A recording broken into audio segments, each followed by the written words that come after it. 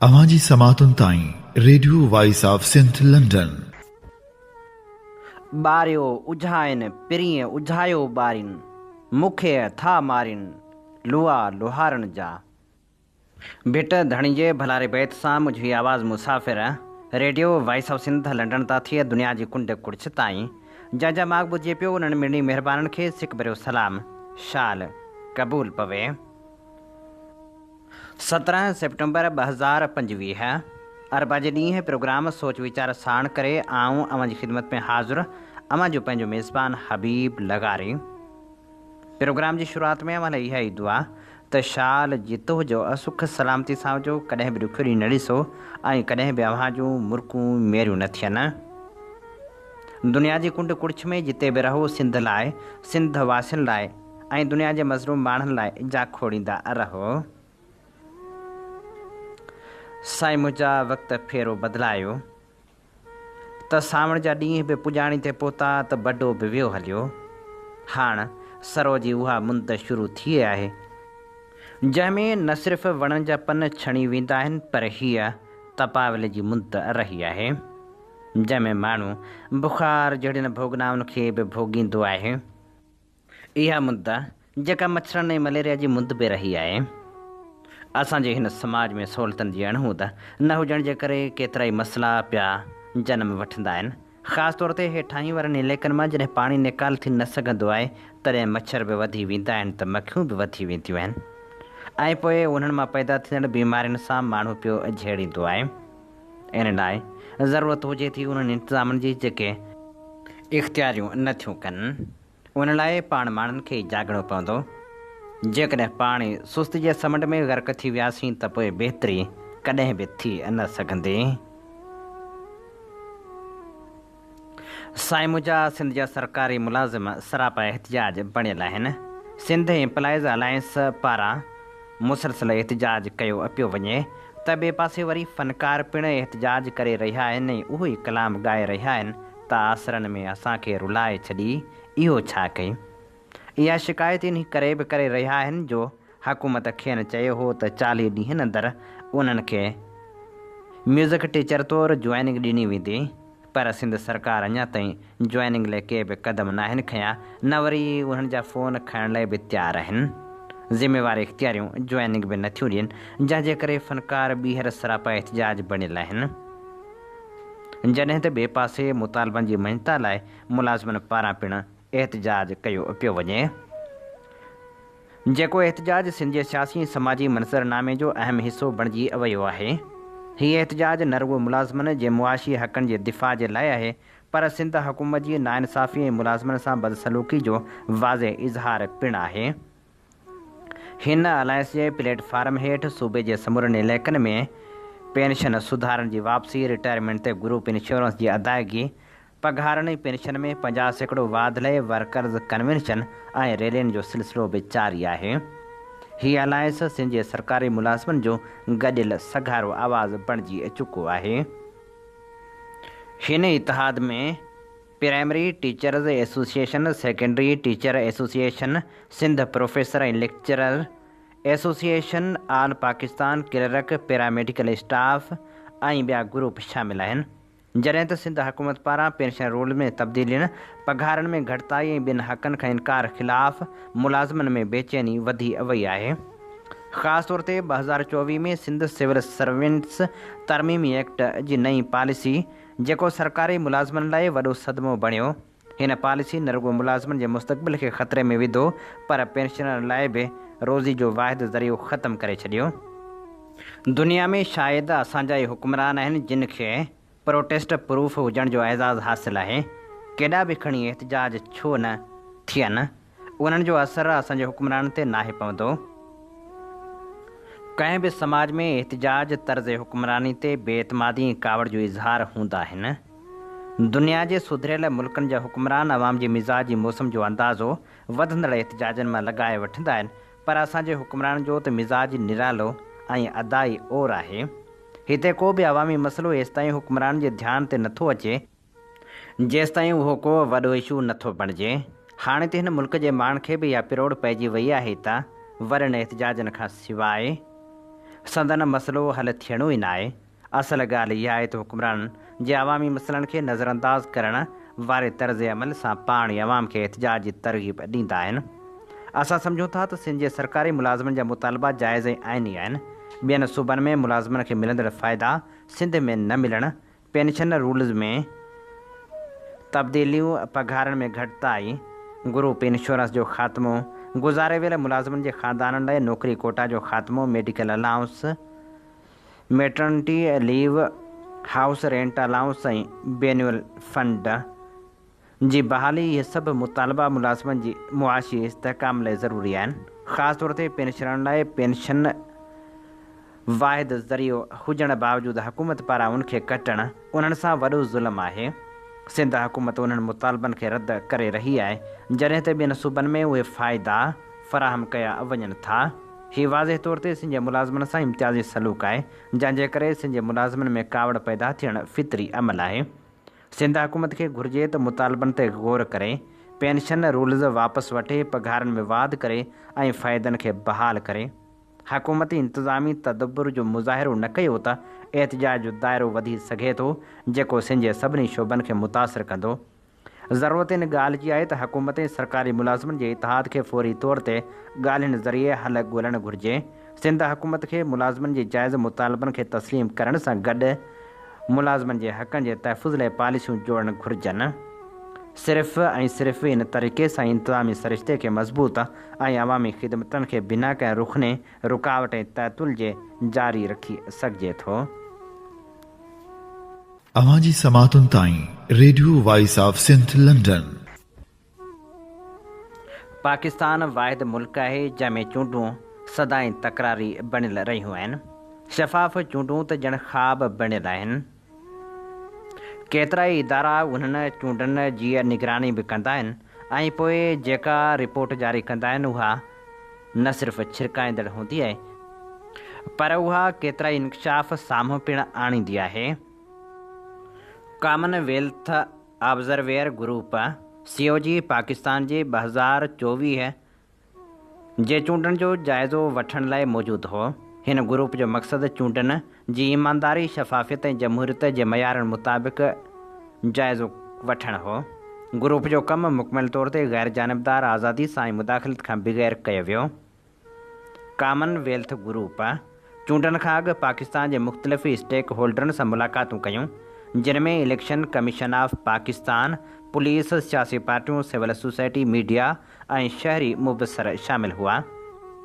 Group खे ॿुधायो वियो त चूंडनि में सिक्योरिटी, बरसाति ऐं 2022 जी तूफ़ानी बोर्ड खां पोइ पैदा थियल मसइलनि सबबि केतिरनि ई वोटरनि जा सुञाणप कार्ड बि विञाइजी विया आहिनि।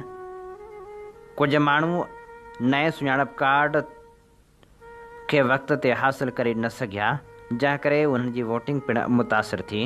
चूंडूं 2018 खां वठी लाॻीतो कयल क़ानूनी ऐं आइनी सुधारनि तहत थियूं। कुझु ग़लतियुनि या ग़ैर वाज़िह क़ानूननि ते कॉमनवेल्थ ग्रुप पंहिंजी आख़िरी रिपोर्ट में सिफ़ारिशूं पिणु पेश कयूं। हिकु मुस्बत ॻाल्हि इहा आहे त औरतुनि जो रजिस्टर वोटनि में तइदाद 13% खां घटि आहे, 7.7% ते पहुतो। क़ौमी असेंबली में 60 सीटूं औरतुनि लाइ मख़सूस कयूं वियूं। बहरहाल केतिरनि ई सियासी पार्टियुनि में औरतुनि जी नुमाइंदगी घटि हुई ऐं कुझु इलाइक़नि में औरतुनि खे वोट ॾियण या मुहिम में हिसो वठण खां बि रोकियो वियो हो। चूंड मुहिम दौरान इम्कानी धमकियुनि, केस दाख़िल करण ऐं प्रेस ते दबाव जा वाक़िया पिणु पेश आया। कुझु सियासी पार्टियुनि जा निशान उम्मीदवार चूंडनि में शामिल न थी सघिया, जंहिं वोटरनि जे हक़ राय ते असरु विधो। मीडिया में बि कुझु इदारनि खे दबाव जो शिकार थियणो पियो। कुझु हंधनि ते सचाई ऐं मालूमात खे छंछाण करण वारा इदारा फ़ाल रहिया। चूंड वारे ॾींहं ते सभिनी पोलिंग स्टेशननि ते सिक्योरिटी मज़बूत हुई। पोलिंग अमलो प्रोफेशनल ऐं मुतहरिक हो। कुझु पोलिंग स्टेशननि में उम्मीदवारनि जा नुमाइंदा मुकमिल तौर ते मौजूदु न हुआ ऐं वोटर जी प्रोसेसिंग कॾहिं कॾहिं सुस्त रही। नौजवान ऐं औरतुनि जी शमूलियत वाज़िह हुई। माज़ूर, हामिला ऐं ॼाणंदड़ माउ जी सहूलियत लाइ इंतिज़ामु कयो वियो, पर सभिनी पोलिंग स्टेशननि में हिकु जहिड़ो इंतिज़ामु न हो। कॉमनवेल्थ ग्रुप पाकिस्तान जे वोटरनि जे हौसले ऐं सब्र खे साराहियो। ग्रुप वोटरनि, पोलिंग स्टाफ, सियासी पार्टियुनि, उम्मीदवारनि ऐं सिक्योरिटी इदारनि जे कोशिशनि खे तस्लीम पिणु कयो। पाकिस्तान में 1970 खां वठी चूंडूं अक्सर शफ़ाफ़ न रहियूं। मिसाल तौरु 1970 वारियूं आम चूंडूं जनूबी पाकिस्तान अॼु जे बांग्लादेश में अवामी लीग वाज़ह तौर ते खटे वई, पर फ़ौज सदर जनरल यहया ख़ान इक़्तिदार खे मुंतक़िल न कयो। नतीजे तौरु बांग्लादेश में जंग ऐं जुदाई थी। 1988 ऐं 1990 जूं चूंडूं नवाज़ शरीफ़ ऐं बेनज़ीर भुट्टो जे हुकूमतनि दौरान फ़ौजी असरु वधियलु रहियो। नतीजे तौरु चूंडूं मुकमिल तौरु सां न थियूं। 1999 में जनरल परवेज़ मुशर्रफ जे ककर दौरान मुंतख़िब हुकूमत ख़तमु कई वई ऐं सियासी रुकावट विधी वई।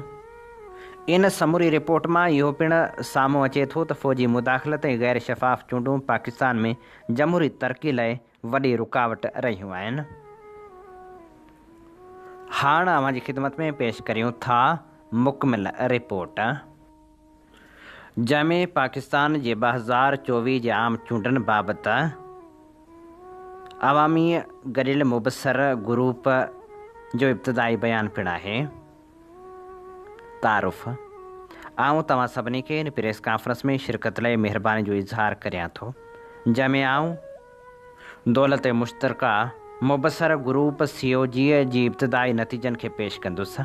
आउं शुरू में ग्रुप जे तरफ़ां इन दावत लाइ महिरबानी जो इज़हार करियां थो जो असांखे हिन आम चूंडनि खे मुशाहिदे लाइ सॾाए वियो ऐं उन्हनि सभिनी इंतिज़ामनि लाइ जेके पाकिस्तान जे इलेक्शन कमीशन ऐं हुकूमत पाकिस्तान तरफ़ां मुबसर ग्रुप जे कम खे सहूलियतकार बणाइण लाइ कया विया।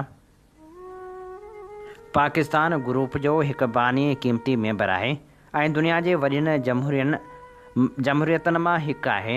असांखे उन्हनि चूंडनि जी पाकिस्तान जी अवाम लाइ अहमियत जो अंदाज़ो आहे। ग्रुप पंहिंजो कमु गैर जानबदारी, गैर मुदाख़लत ऐं आज़ादी जे उसूलनि ते सर अंजाम ॾिनो, जहिड़ोकि बैन अक़वामी चूंड मुबासिरे लाइ उसूलनि जे ऐलान में घुर्बल आहे ऐं नज़रसानी थियल चूंड मुबासिरे गाइडलाइन मूजिबि जेके 2018 में सभिनी मेंबर मुल्कनि तरफ़ां इख़्तियार कयूं वियूं। मुबसर ग्रुप जो इख़्तियार आहे त चूंड अमल जी क्रेडिबिलिटी खे मुतासिर कंदड़ मुख़्तलिफ़ अनसरनि ते ग़ौर करे ऐं पंहिंजे फ़ैसिले में इहो तइ करे त छा चूंडूं जमहूरी चूंडनि जे मयारनि मूजिबि थियूं आहिनि। उन में चूंड खां अॻु वारे माहौल ऐं चूंडनि जे ॾींहंनि जे तरीक़ेकार जो तजियो बि शामिलु आहे। असां अॼु असांजो इब्तिदाई बयानु जारी करे रहिया आहियूं, उन बावजूदि चूंड अमल अञा मुकमिल तौर ते ख़तमु थी न सघियो आहे। असांजी आख़िरी रिपोर्ट सेक्रेटरी जनरल खे पेश कई वेंदी, उनखां पोइ हुकूमत पाकिस्तान खे ॾिनी वेंदी ऐं आवाम लाइ बि दस्तियाबु हूंदी। Secretary general Moses Patricia Scotland केसी तरफ़ां मुख़्तलिफ़ मुल्कनि मां नामियारनि माण्हुनि ते मुश्तमिल हिकु ग्रुप ठाहे वियो। पाकिस्तान पहुचण ते ग्रुप 2 खां 5 फरवरी 2024 ताईं स्टेक होल्डरनि तरफ़ां मुख़्तलिफ़ ब्रीफिंगूं वरितियूं।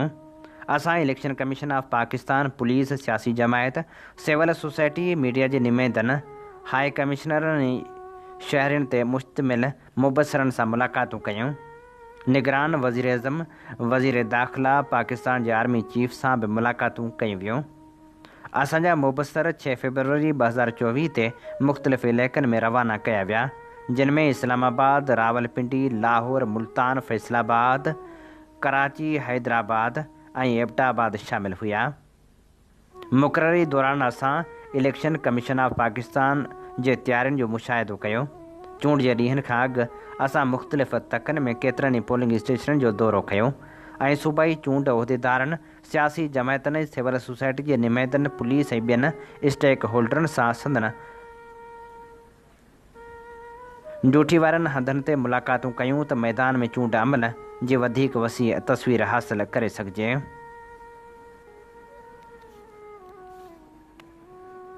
असांजा इब्तिदाई नतीजा हेठिएं तरीक़े सां साॼिया वेंदा। असां चूंड खां अॻु वारे माहौल ते नतीजा पेश कंदासीं। चूंड जे ॾींहंनि ते असांजा मुशाहिदनि ते ॿधल नतीजा हूंदा। आख़िर में असां चूंड खां पोइ वारे माहौल ते मुख़्तसर ॻाल्हि कंदासीं। इहो अंदाज़ असांजे इख़्तियार मुताबिक़ आहे, जहिड़ोकि असां 4 फरवरी 2024 ते जारी कयल आमद बयान में वाज़िह कयो हो। आऊं हाणे मुबसर ग्रुप जे शुरूआती मुशाहिदनि ॾांहुं वञा थो। चूंड खां अॻु वारो माहौल ऐं चूंड जूं तयारियूं। असां इलेक्शन कमीशन ऐं उनजे अमले खे उन वक़्तु वॾे मिक़दार में कमु कंदे ॾिठो, जिन जूं तयारियूं तारीफ़ जोॻियूं आहिनि। असां इहो बि तस्लीम करियूं था त हिकु चूंड मुनज़म करण में केतिरियूं ॾुखियायूं आहिनि, जंहिंमें तक़रीबन 128 मिलियन रजिस्टर वोटर शामिल आहिनि, जेको 2018 में तक़रीबन 106 मिलियन रजिस्टर वोटरनि खां वधीक आहिनि। असां इलेक्शन कमीशन साम्हूं ॾुखियायूं बि तस्लीम कयूं। असां नोट कयो त चूंडण जे ॾींहंनि खां अॻु उते अहिड़ा हमला थिया जंहिं करे ज़िंदगियुनि जो अफ़सोसनाक नुक़सानु थियो। 7 फरवरी ते जारी कयल बयान खे यादि कंदे आउं उन्हनि हमलनि जी मज़मत करियां थो। आउं अवाम ख़ासि तौरु मुतासिरनि जे ख़ानदान सां ॾुख में भाईचारे जो इज़हार करियां थो ऐं ज़ख़्मियुनि लाइ बि दुआगो आहियां। ऐं सभिनी पोलिंग ऐं सिक्योरिटी उहिदेदारनि जी तारीफ़ करियां थो। उन्हनि पोलिंग स्टेशननि जी हिफ़ाज़त ऐं सलामती खे यकीनी बणायो ऐं पाकिस्तान जे अवाम खे वोट ॾियण जे हक़ खे इस्तेमालु करण में मदद पिणु कई। असां नाकारी मौसमी हालतुनि तरफ़ां पैदा कयल इज़ाफ़ी ॾुखियायूं बि नोट कयूं।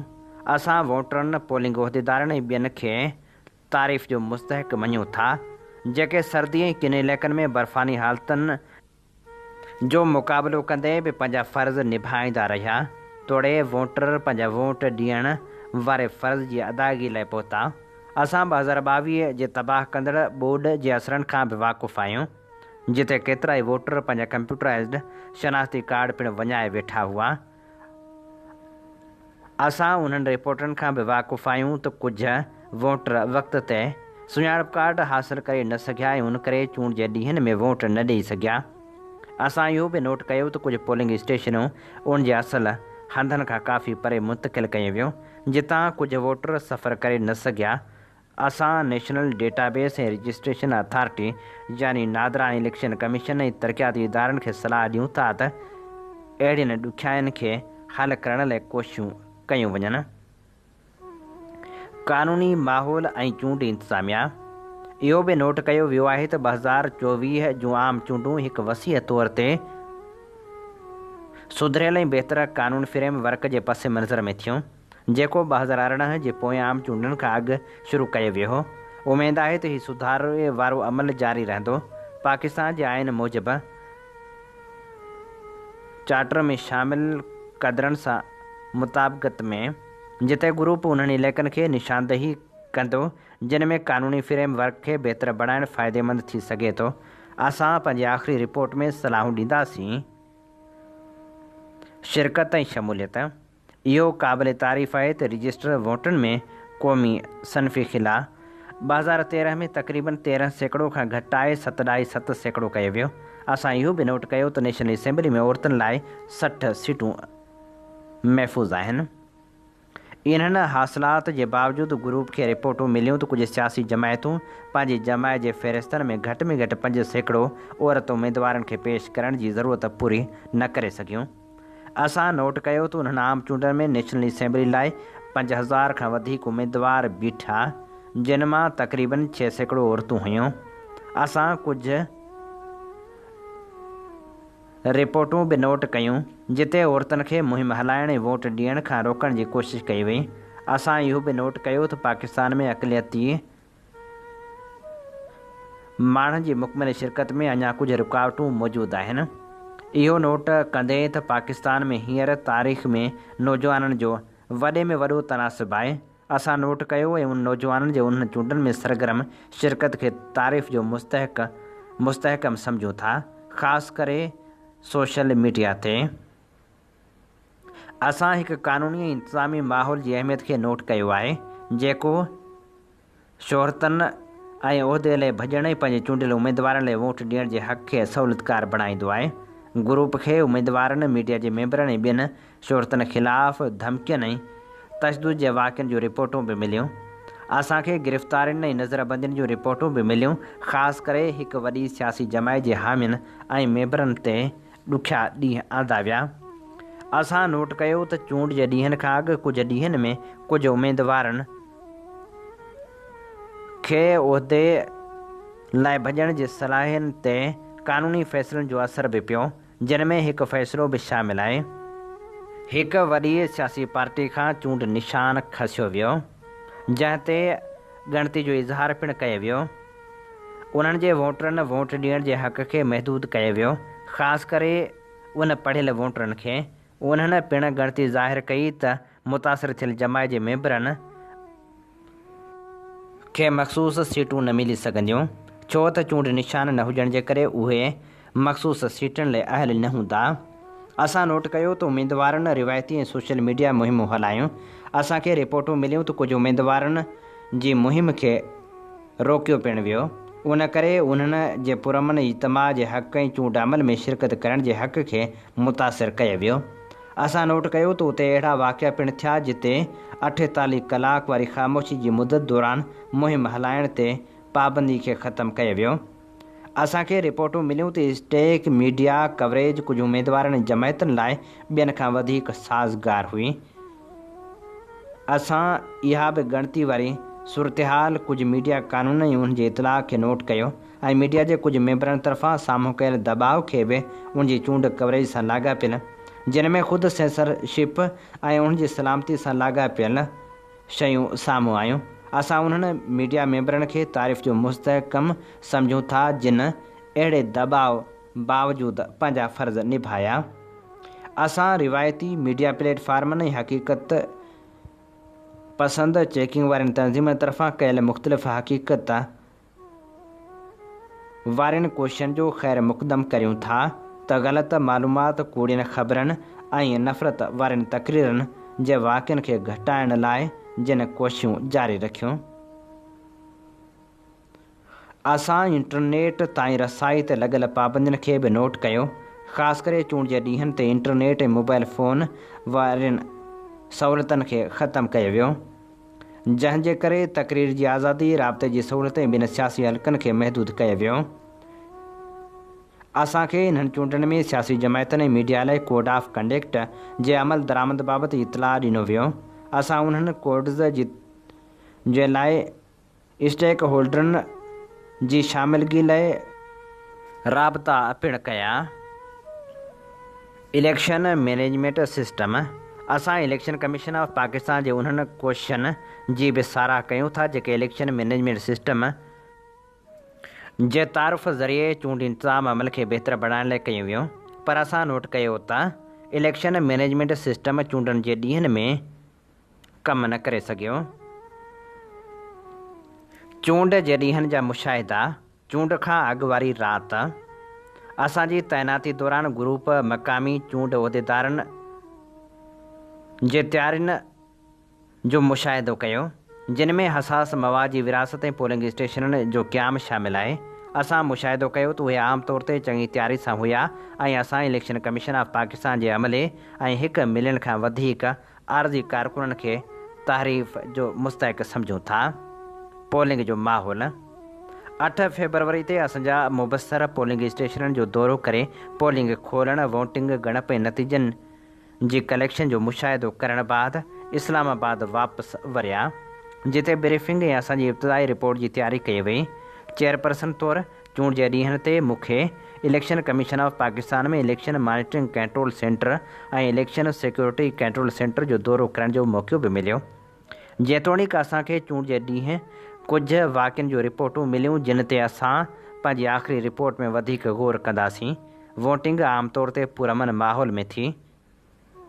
असां मुशाहिदो कयो त प्री पोलिंग तरीक़ेकार आमतौर ते पैरवी कई वई ऐं पोलिंग स्टेशननि खे वक़्त ते खोलियो वियो। कुझु स्टेशनूं खोलण में निढड़ी देरि थी। अक्सर मामले में उहे लाज़मी पोलिंग अमले ऐं मवाद सां लेस हुआ। ग्रुप मुशाहिदो कयो त वोटर टर्न आउट जी शरह में ॾींहं जे गुज़रण सां घणो वधाउ थियो। ग्रुप हिन मसइले ते पंहिंजी आख़िरी रिपोर्ट में वधीक तबसरो कंदो। पोलिंग अमलो अक्सर मामले में पेशेवराणनि ऐं महिनत सां पंहिंजूं ज़िम्मेवारियूं निभाईंदे नज़र आयो, पर असां मुशाहिदो कयो त कुझु मामलनि में तरीक़नि जी पाबंदी न कई वई। कुझु मामलनि में वोटरनि जी प्रोसेसिंग सुस्त हुई। असां नौजवान औरतुनि समेत इलेक्शन कमीशन जे उहिदेदारनि ऐं पोलिंग एजेंटनि तौरु मौजूदु माण्हुनि जो मुशाहिदो कयो। असां औरत वोटरनि जी शिरकत खे सहूलियतकार बणाइण लाइ औरतुनि लाइ मख़सूस पोलिंग स्टेशन जी मौजूदगी खे तारीफ़ जो मुस्तहकम सम्झूं था।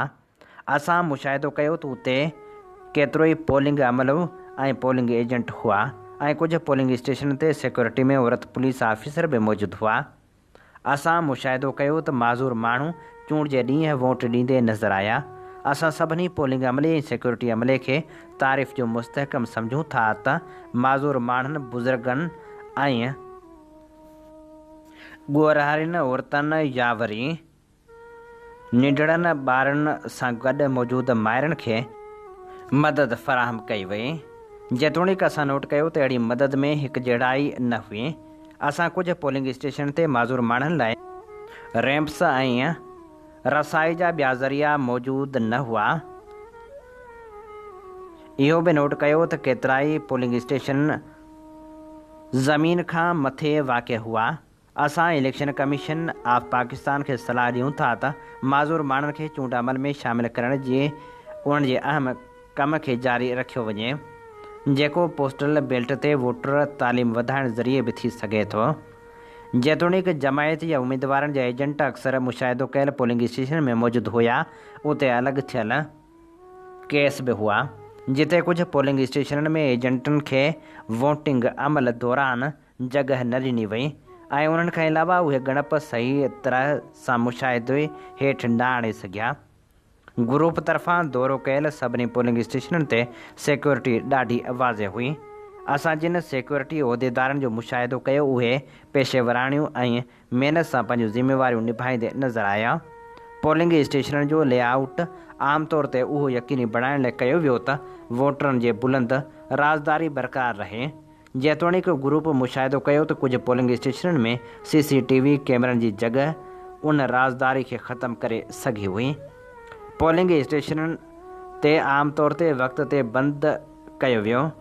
जेके माण्हू मुक़ररु कयल बंदि थियण वारे वक़्त में स्टेशननि में मौजूदु हुआ उन्हनि खे वोट ॾियण जो हक़ ॾिनो वियो। असां जिन पोलिंग स्टेशननि जो मुशाहिदो कयो उन्हनि में ॻणप पोलिंग अमले तरफ़ां आमतौर ते काराइते तरीक़े सां मुनज़म तौरु कई वई। पोयनि आम चूंडनि जे दौरान जहिड़ो असां शफ़ाफ़ियत खे फ़रोग़ ॾियण जी जारी कोशिशनि खे नोट कयो। ॻणप मुकमिल थियण खां पोइ हर पोलिंग स्टेशन ॿाहिरि सही थियल फारम 45 जी निमाइश सां असां नोट कयो त उहे फारम मोबाइल फ़ोन एप्लीकेशन ज़रिए मोकिलणु घुरिजनि हा, पर इंटरनेट ऐं मोबाइल कवरेज बंदि थियण करे प्रेज़ाइडिंग ऑफिसरनि खे फारम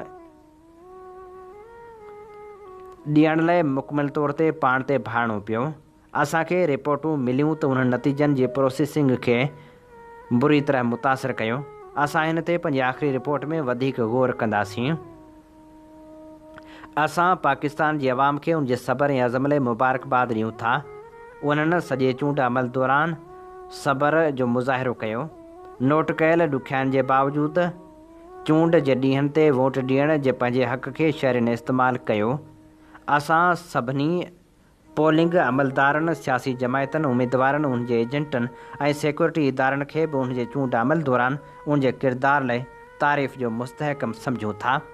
जेतोणीकि नतीजनि जो अमल हतमी शक्ल में आंदो पियो वञे, आउं सभिनी शहरनि खे अपील करियां थो त सब्र ऐं तहमिल सां कमु वठंदा रहनि।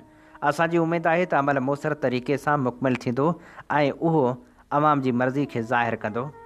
आउं तजुर्बे सां चवां थो त उमेदवार फतह में वॾी दिलि वारा ऐं शिकस्त में मुहज़ब थियनि। असीं उन्हनि सभिनी खे दावत ॾियूं था जेके शिकायतूं रखनि था। असीं सॾ ॾियूं था त चूंड तकरारनि खे हल करण लाइ लागू कयल मैकेनिज़म ज़रिए मसइला हल कया वञनि। जमहूरियत लाइ चूंडूं इंतिहाई अहम हूंदियूं आहिनि। हर चूंड पोएं साइकिल में कयल मुस्बत हासिलात खे अॻिते वठण जो हिकु मौक़ो पेश करे थी।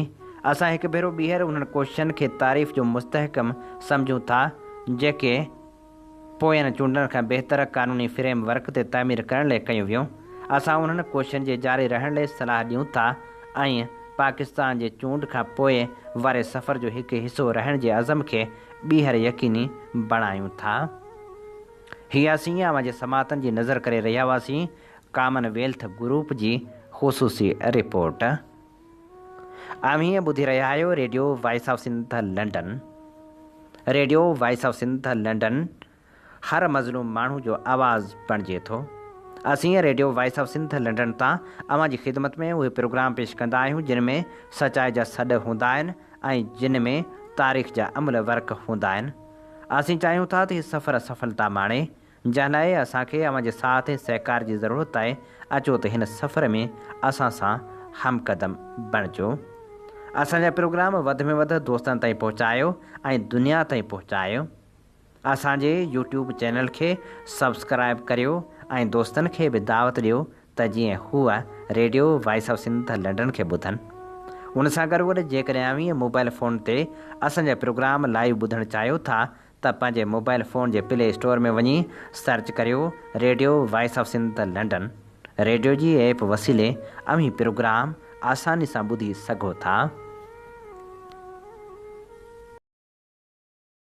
अवां जी समातुनि ताईं रेडियो वॉइस ऑफ नाम्यारे कोमप्रस्त अॻवान अब्दुल ख़ालिक जूणे जे लिखियो, सिंध जे मुस्तक़बिल जी सियासत थुले लेखे ॾिसिजे त हिन वक़्तु सिंध में सियासत जा 3 तरीक़ा या दर्जा आहिनि: ज़ाती फ़ाइदनि मुफ़ादनि वारी सियासत, इशूज़ जी सियासत ऐं नज़रियाती या प्रोग्राम वारी सियासत। ज़ाती फ़ाइदनि वारी सियासत उहा सियासत पीर मीर वॾेरा जागीरदार मुला ब्यूरोक्रेट रिटायर्ड या हाज़ुर शौक़िया या तमन्नाई जागीरदार कंदा आहिनि। उनखां अलावा कुझु माण्हू नेक नियती या अणॼाणाई में बि ज़ाती फ़ाइदनि खे क़ौमी तरक़ीअ जे मुतबादिल तौरु पेश कंदा आहिनि। इशूज़ जी सियासत उहा वक़्त बे वक़्तु उभरंदड़ इशूज़ या मसइलनि ख़िलाफ़ु एहतिजाज ते ॿधल सियासत हूंदी आहे। उहे मसइला इज्तमाही हूंदा आहिनि, तंहिं करे उन्हनि ख़िलाफ़ु थींदड़ एहतिजाज ऐं जदोजहद बि इज्तमाही नोयत जी हूंदी आहे। यकीनी तौरु क़ौम जी भलाई वारी हूंदी आहे, पर प्रोग्राम खां ख़ाली या अलहदा जदोजहद में ख़तरा या नुक़सान बि हूंदा आहिनि। हिकु त मसइला पैदा करणु हुक्मरान जे खाॿे हथ जो खेल आहे। उहे जॾहिं बि चाहिनि जेको चाहिनि मसइलो पैदा करे सघनि था। उन सां थींदो इहो आहे त असां हिकिड़े मसइले ते एहतिजाज करे रहिया हूंदा आहियूं त हुक्मरान ॿियो मसइलो पैदा करे विझंदा आहिनि। असां वरी उन जे पोयां लॻंदा आहियूं ऐं पहिरियों मसइलो पोइ रहिजी वेंदो आहे या माॻे विसरी वेंदो आहे। जीअं पाणी मामले ते एहतिजाज कंदे असां मज़हबी इंतिहा पसंदी जे चैलेंज खे ज़रे घटि विसारे छॾियोसीं। उन में ॿियो ख़तरो इहो हूंदो आहे त प्रोग्राम या नज़रिए खां ख़ाली कंहिं मसइले ते एहतिजाज कंदे असां कंहिं ॿिए वजूदी मसइले ते पंहिंजे फितरी क़ौमी दुश्मननि जा सतारी बणिजी वेंदा आहियूं। जीअं कालाबाग डैम या पाणी मामलनि ते एहतिजाज कंदे असां उन्हनि माण्हुनि जा सलामी थी वियासीं जेके असांजे क़ौमी वजूद जा इनकारी ऐं मज़हब जे नाले में ॿाहिरिनि हमले आवरनि जा हिमायती आहिनि। नज़रियाती या प्रोग्राम जी सियासत जीअं असीं चई आया आहियूं त रियासती निज़ाम ई उहो कारखानो आहे जेको असां लाइ नवां नवां मसइला पैदा कंदो थो रहे, जंहिं करे असली ऐं मुस्तक़िल जदोजहद उन रियासती निज़ाम या जोड़ जक जी तब्दीली लाइ थियणु खपे ऐं उन लाइ असांखे मुतबादिल सियासी प्रोग्राम अॻियां आणणो पवंदो। वक़्तु या उभरियल मसइलनि ते जदोजहद बि उहा काराइती थींदी जेका उन प्रोग्राम जे माथे ते हूंदी। जीअं मिसाल तौरु कश्मीर में थींदो रहंदो आहे। नाम्यारे शाइर मंज़ूर मंगी लिखियो, अफ़सोसनाक ख़बर पाकिस्तान पीपल्स पार्टी असांजे लाड़कानी ज़िले मां पर ख़ासि तौर ते शहीदनि जे शहर नएं देरे मां ऐं तालके रते देरे मां हमेशह लाइ लाॾाणो करे वई। अवाम मुकमिल तौर ते यतीम बेसहारा बणिजी बाब ज़ुल्फ़कार नओं देरो नज़द रेलवे फाटक वटि तॾो विछाए हिक ॿिए सां भाकुर पाए सुरका भरींदे पार कढंदे पाकिस्तान पीपल्स पार्टी जे ओचिते विछोड़े ते हिक ॿिए सां तर्जत कंदे हीअं चवंदो रहियो त पाकिस्तान पीपल्स पार्टी नएं देरे शहर ऐं तालके रते देरे जे ग़रीब अवाम ऐं अवाम जे मामलनि ऐं मसइलनि मां ईअं हथ कढी ओचितो लाॾाणो ऐं वफ़ात करे वई जीअं कांव कमान ऐं गुलेली खां लवाए भॼी वेंदो आहे ऐं वरी उन जाइ ते ॿीहर नज़र न ईंदो आहे। पाकिस्तान पीपल्स पार्टी जो नएं देरे शहर ऐं तालके रते देरे मां ओचितो फ़ौत थी वञण जो सबबु अवाम इहो पियो ॿुधाए त नओं देरो ऐं रतो देरो शहरनि में पाकिस्तान पीपल्स पार्टी जे करप्ट उहिदेदारनि भोतारनि ऐं सरदारनि सरकारी इदारनि में आफ़ीसरनि खे पंहिंजो ज़ाती नौकर ऐं ग़ुलाम बणाए किरोड़नि ऐं अरबनि रुपयनि जी करप्शन करण सां गॾु ग़रीब माण्हुनि जूं नौकरियूं विकिरो कयूं। ऐं सरकारी मुलाज़िमनि जे बदिलियुनि तोड़े मुक़ररनि जे सिलसिले में करप्शन करण जो वॾो कारोबार शुरू कयो। माली ऐं ॿिए गैर इख़लाक़ी करप्शन करण सां गॾु सरकारी मशीनरी कामराशाही पुलिस जे इस्तेमाल सां ग़रीब आवाम ऐं शरीफ़ इज़तदार माण्हुनि ते हर क़िस्म जो ज़ुल्म नाइंसाफ़ी ऐं ज़्यादती करण समेत हिन इलाइक़े में पंहिंजे सियासी असर रसूख़ सां ॼाणी वाणी हिन इलाइक़े में बदअमनी फैलायूं, आवाम खे पाण में वेढ़ाए खून रेज़ी फुरलूट भताखोरी ऐं हर क़िस्म जा ॿिया ॾोह कराया ऐं राति विच में कखपति मां किरोड़पति ऐं अरबपति बणिजी विया ऐं उन्हनि करप्ट फ़र्दनि जे करे शहीद ज़ुल्फ़कार अली भुट्टो ऐं शहीद सिंध राणी बेनज़ीर भुट्टो साहिबा जी पाकिस्तान पीपल्स पार्टी नओं देरो शहर तालके रतेदेरे ऐं ज़िले लाड़काणे में फ़ौत थी हमेशह लाइ मोकिलाणी करे वई। हाणे नएं देरे शहर तालके रतेदेरे ऐं लाड़काणे ज़िले में कानून तोड़े सियासी उसूलनि ऐं इख़लाक़ियात जे नाले जी का शइ नज़र नथी अचे। बसा जी इंतहा दर्जे जा कूड़ा ऐं रुगो फ़ोटूं शीशनी टरड़ा क़िस्म जा फ़र्द नएं देरे ऐं सॼे तालके रतेदेरे तोड़े ज़िले लाड़काणे खे लुटे फुरे ऐं बर्बाद करे रहिया आहिनि। हिते चरबट राजा ऐं अंधेर नगरीअ वारो राज क़ाइमु थी चुको आहे, जंहिं करे हितां जो ग़रीब आवाम अणॼातल ख़ौफ़ में वरतल ऐं सफ़ा ॾिनल नज़र अचे थो।